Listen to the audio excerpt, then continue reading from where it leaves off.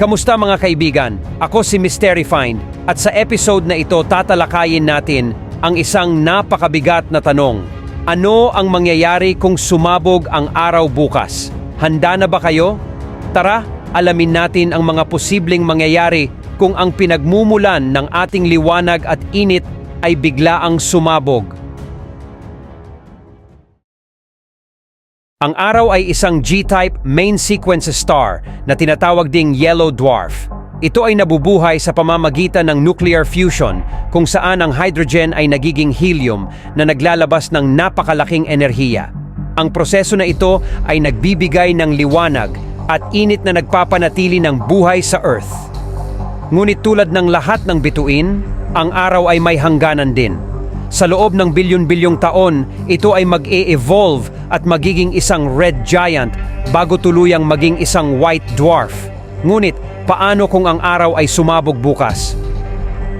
Kung biglang sumabog ang araw bukas, ang unang epekto na mararamdaman natin ay ang pagkawala ng liwanag. Ang liwanag mula sa araw ay umaabot sa atin sa loob ng 8 minuto. Kaya't 8 minuto matapos sumabog ang araw, biglang magdidilim ang buong mundo.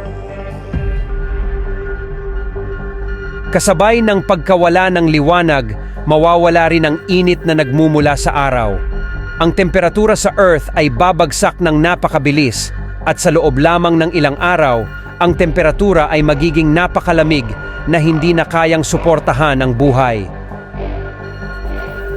Ang pagsabog ng araw ay magkakaroon din ng malawakang epekto sa ating solar system. Ang mga planetang malapit sa araw tulad ng Mercury at Venus ay agad na maaapektuhan ng shockwave ng pagsabog. Ang mga planetang ito ay posibleng mag-vaporize dahil sa init at enerhiya ng pagsabog. Ang Earth ay makakaranas ng matinding seismic activity at atmospheric disturbances. Ang gravitational pull ng araw ay mawawala na magdudulot sa mga planeta na mawala ng kanilang orbital paths at lumutang sa kalawakan. Sa pagkawala ng araw, ang photosynthesis ay titigil na magdudulot sa pagkalipol ng mga halaman at hayop na umaasa sa kanila. Ang tao ay mawawalan ng access sa pangunahing pinagkukunan ng pagkain at enerhiya na magdudulot ng matinding kagutuman at krisis. Ang mga tao ay kakailanganing magtago sa mga underground bunkers upang protektahan ang kanilang sarili mula sa matinding lamig. Ang mga advanced na teknolohiya tulad ng nuclear reactors ay maaaring gamitin upang magbigay ng init at enerhiya, ngunit ito ay magiging pansamantala lamang. Ang pagsabog ng araw ay maghuhudyat ng katapusan ng ating solar system na kilala natin. Ang mga natitirang debris mula sa araw at mga planeta ay lulutang sa kalawakan at ang ating sistema ay magiging isang malamig at madilim na lugar. Bagamat ito ay tila isang malungkot na pagtatapos, ang universo ay patuloy na mag-e-evolve at magbabago.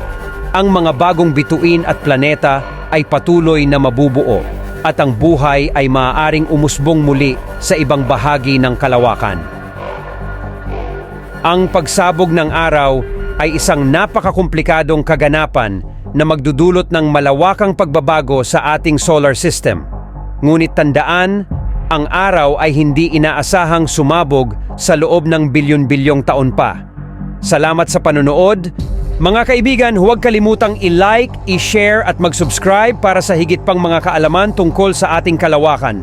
I-click ang bell icon para sa mga updates. Kita-kits ulit sa susunod na episode. Maraming salamat.